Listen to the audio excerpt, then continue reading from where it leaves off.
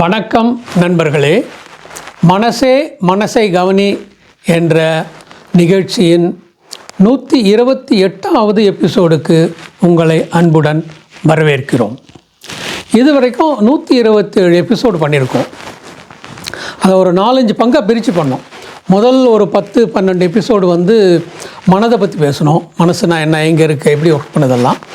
அதுக்கப்புறம் ஒரு 50 எபிசோடு இருக்கும்னு நினைக்கிறேன். டிஃப்ரெண்ட் மனநல நோய்களை பற்றி பேசணும். வேறு டிப்ரெஷனை பற்றி பேசணும், மேனியா பற்றி பேசணும். அது மாதிரி நிறைய மனநல நோய்களை பற்றி பேசணும். அதுக்கப்புறம் ஒரு 21 எபிசோடு குடிநோயை பற்றி பேசணும். அதுக்கப்புறம் செக்ஸ் சம்மந்தமான பிரச்சனைகளை பற்றி ஒரு 20 எபிசோடு பண்ணோம். அப்புறம் அனதர் ஒரு 21 எபிசோடு மன வாழ்க்கையை பற்றி பேசணும். மன வாழ்க்கையில் எப்படி பிரச்சனை இல்லாமல் வாழ்வது, அதை பற்றியெல்லாம் கொஞ்சம் பேசணும். இது மாதிரி பல டாபிக்ஸ் எடுத்து ஒவ்வொன்றும் பேசிட்டு வந்தோம். அதுக்கப்புறம் நண்பர்கள் முக்கியமாக ஆங்கிலம் பேசக்கூடிய நண்பர்கள் தமிழில் பண்ணுறீங்களா, ஆங்கிலத்தில் பண்ணக்கூடாதா அப்படின்ற ஒரு கோரிக்கை வச்சாங்க. யோசிச்சுட்டு ஆங்கிலத்தில் ஒரு சேனல் ஆரம்பிச்சிருக்கோம். இதே டாபிக்ஸு, இதே 127 டாபிக்ஸும் ஆங்கிலத்தில் பண்ண போகிறோம். பட் இதுவும் கண்டினியூ பண்ண போகிறோம். ஏன்னா குழந்தைகளை பற்றி பேச வேண்டியது இருக்குது. குழந்தைகள் மனநலத்தை பற்றி பேசணும். அதை கூடிய சீக்கிரத்தில் அதை பற்றி பேச ஆரம்பிப்போம். அடுத்த சில எபிசோட்ஸ் ஆங்கிலத்தில் பண்ண அந்த சில எபிசோட்ஸ் உங்களுக்கு போட்டு காட்ட போகிறோம். அதை சப்ஸ்கிரைப் பண்ணிங்கன்னா அது ரெகுலராக உங்களுக்கு வந்துடும். சப்ஸ்கிரைப் பண்ணிங்கன்னா அந்த பிளேலிஸ்ட்டில் கூட நீங்கள் போய் எல்லா எபிசோடும் பார்த்துடலாம். ஒரு 16 எபிசோடு பண்ணியிருக்கோம். இந்த 16 எபிசோடில் மைண்டை பற்றி பேசியிருக்கேன். தமிழில் என்னென்ன பேசணுமோ அதே ஆங்கிலத்தில் பேசியிருக்கேன். நண்பர்களோடு பகிர்ந்துக்கலாம். நீங்கள் லைக் பண்ணுங்கள், கமெண்ட் பண்ணுங்கள் அண்ட் சப்ஸ்கிரைப் பண்ணுங்கள். மைண்ட் யுவர் மென்டல் ஹெல்த்ன்ற சேனலுடைய முதல் எபிசோடை உங்களுக்கு இதில் போட்டு காட்டுறோம். தொடர்ந்து ஒரு சில எபிசோட்ஸ் உங்களுக்கு போடுறோம். அதுக்கப்புறம் நாங்கள் குழந்தைகள் மனதை பற்றி பேச போகிறோம்.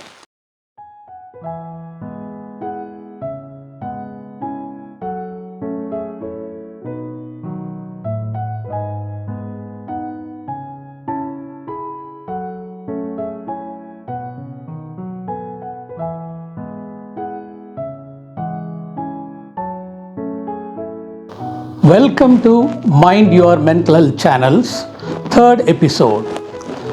So far we have done 2 episodes.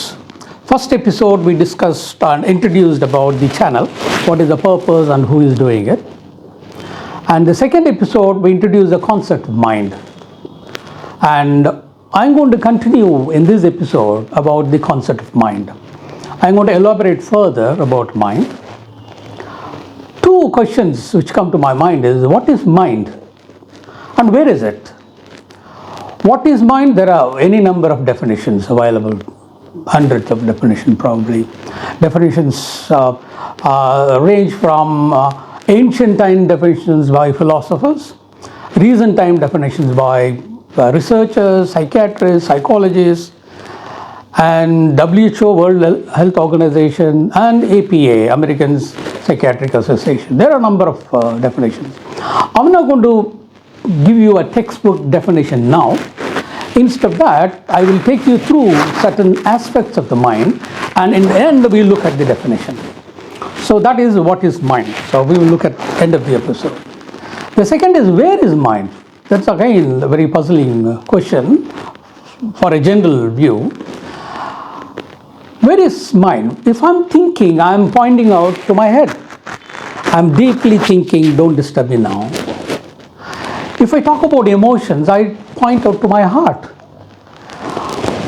I'm feeling, I'm in love, or I feel sad. Everything we talk about the heart. So where is it? Is it in the head, or it is in the heart, or in all over the place? We will see where is the mind. Before going about the mind, I would like to dwell for a short period briefly into the body and the mind. Body and mind are dependent on each other. Mind cannot exist without a body. Body supports the mind. It has to be alive and functional to support the mind. Any problem in the mind can affect the body, or it can express through bodily symptoms. So they are inseparable, they are dependent on each other. So that's why we need to understand the body and then go on to the mind. All of you know most of you know about the body. Now, we have been learning it from our schools, from our people around us. Probably when you go to the doctor, we learn something. So we know about the body. Very briefly, what I'm going to do is briefly talk about body and then take you on to the mind. When we talk about body or bodily functions, like in a government, we have different departments: finance department, home department, now educational department, social service department. Like the different departments are there. If all the departments work well, they have appropriate policies and implementation procedures and the processes, then the government will function fine. Similarly, if you take up a big company or establishment or a commercial organization, there are a number of departments. Production is one department, and marketing is another department, and sales is another department, HR is one more department, purchase is another department. We have different departments. Like that, body also has a different department. All these departments need to work together, function 100%, work together to maintain that body, healthy body. So let's see, what are these departments? In a scientific parlance, we call it as a system. There are different systems. First is a respiratory system. What it means is a respiration. It is a organs, it is a functions which manages respiration. We breathe in the air and breathe out the air. We have nostrils through which we draw the air, and through the tube, what we call trachea, it goes into the lung. There are two lungs, right and left. It's a very simple system where we draw the air and take it to the lungs. In the lungs, from the air, oxygen is taken out into the system. We need oxygen to live. Oxygen is the energy. Oxygen gives you everything what we are doing. So our body requires oxygen. So oxygen is drawn from that air and distributed all over the body. When oxygen goes to the body, body functions, it also produces another type of gas which is called carbon dioxide. That needs to be expelled, which can't remain in the body. So that's why we exhale or send the air out from the lung. So this transformation or transfer of gases takes place in the lung. It is one of the very important function. If you don't breathe for a certain time, you will not live. So that's how important it is. So that is the first department. So that gives you oxygen, takes out the unwanted gases from the body. Simply say that.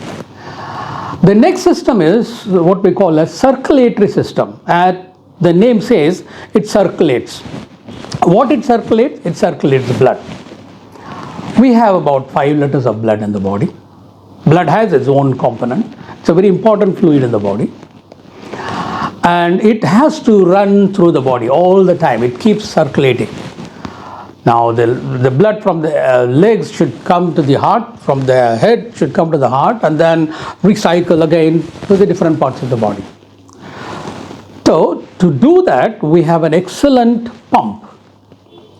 What we call it as a heart. It's about the size of the fist, and it starts beating while we are in our mother's womb, and it beats till our last day.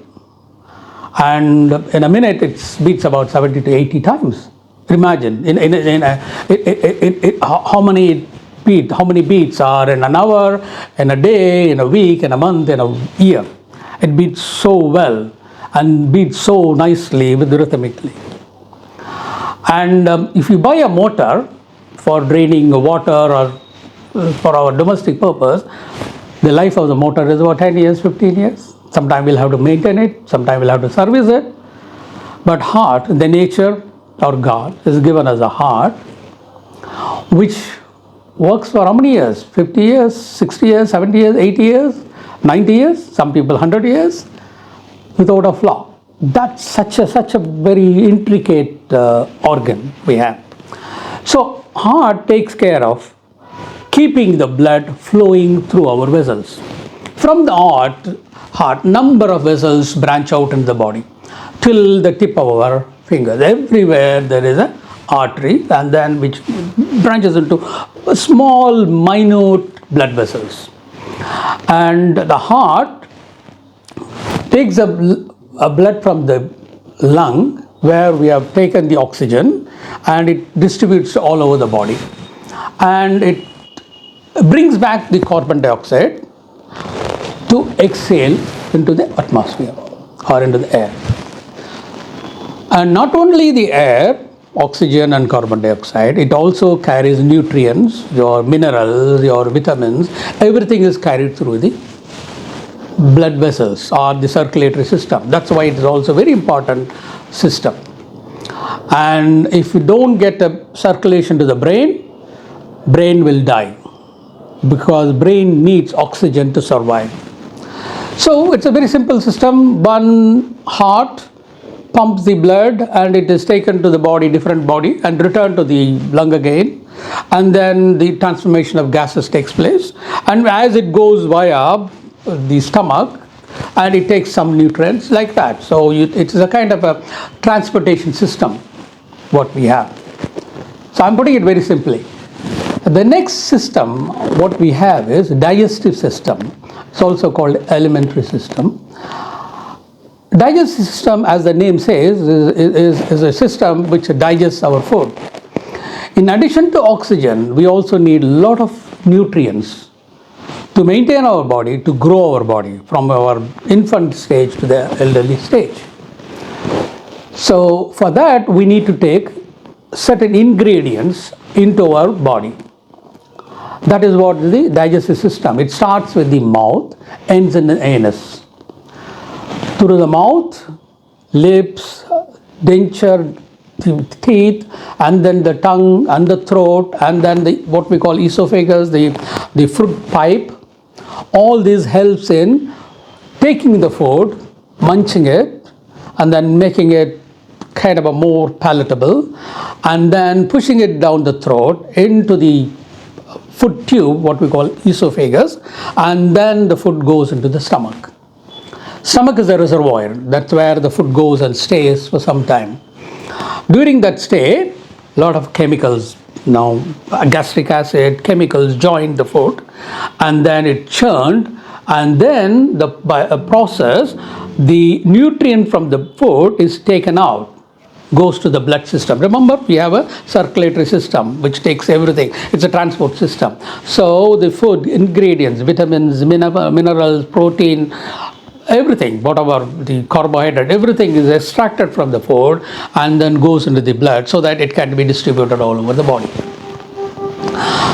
End of that process, it might take few hours. End of that process, what is left after drawing out all the nutrients, everything, whatever is left out, it travels through small intestine, large intestine, and then comes out as a waste. So waste disposal system. So we have food intake system, food digestive system, and waste disposal system. Among all these things, there is one more system which is very, very important system. This system is called central nervous system. Central nervous system is nothing but brain and its accompanying parts. Brain is an energy center. It's a controlling center, it's everything. Without brain, nothing happens in the body. Brain structures are, it's a complex, but we can put it very simply. It has a brain and what we call brain stem. Then it has a spinal cord which run down till end of our vertebrae, and then through which thousands of nerves branch out and go all over the body. It is like a wiring. If you take up an electrical system in our house, electricity is generated somewhere. It is brought to our house through cable, and then it enters the house, and in the junction box, we wire our house, and then we connect it to the main cable, which enters our house. And the power comes through that cable, run into the house. When you put a switch on, the power comes through the main cable runs through our wiring system, goes to the particular light, and when you put a switch on, the light weakens. So that is the power which is transmitted through the wires and then goes into the bulb or fan or air conditioner, whatever we have, or heating system. So similarly, we have brain and brain stem, and then nervous, the spinal cord, a thick nerve which runs through our backbone, and from the nerve, spinal cord, number of nerves branch out and go all over the body. Suppose brain gives the command, Soundararajan, lift your right arm. That command comes from there. That has to be carried through the energy, through impulses, electrical impulses. So brain gives that command and it is analyzed and then passed on to the neck muscle or spinal cord. And from spinal cord, there is a nerve branching out to my hand, to this part of the hand. So arm. So what happened? The command comes through the brain, impulses go down the spinal cord, then to the nerve, which supplies to the muscle around my upper arm. And then it contracts the muscle and then I lift my hand. So that is one of the functions of the brain. So this is what we call it voluntarily. Because I'm thinking I need to lift my hand, I'm lifting my hand. I might think I don't want to lift the hand, I will not do that. So it is under my control. So all those activities, we walk, we take things, we do work, all these things are what we call voluntary system. There is also a system called involuntary actions, where we don't have any control over it.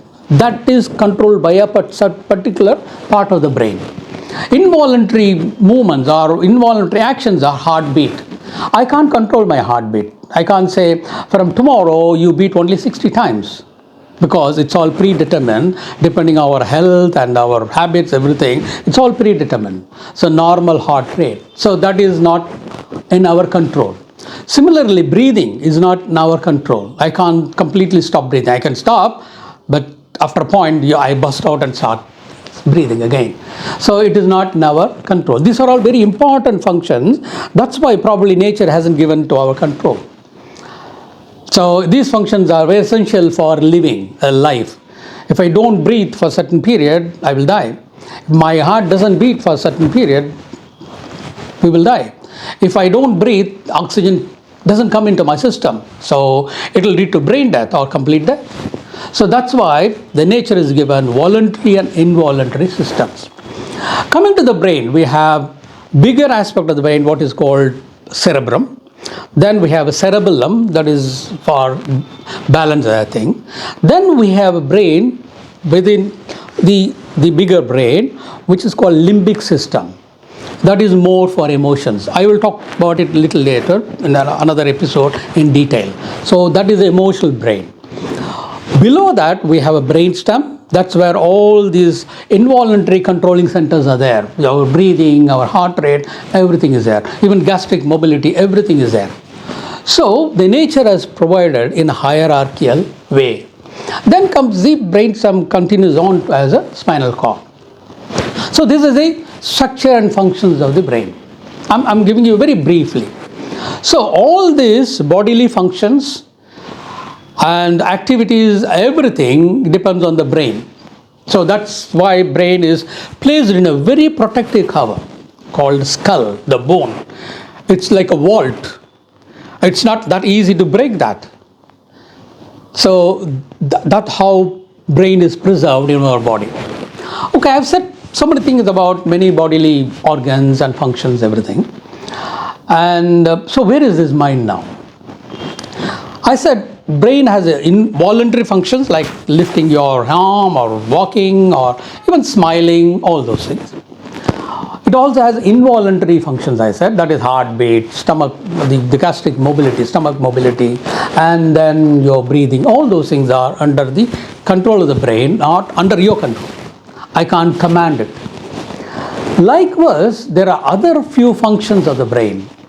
which we can't see, but we can perceive it.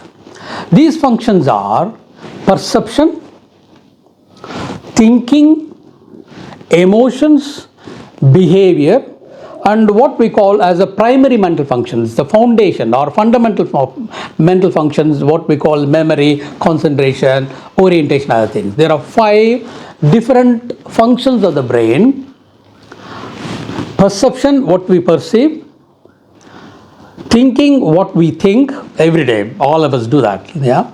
Then emotions, what we emote, what we express, what we receive, all those things.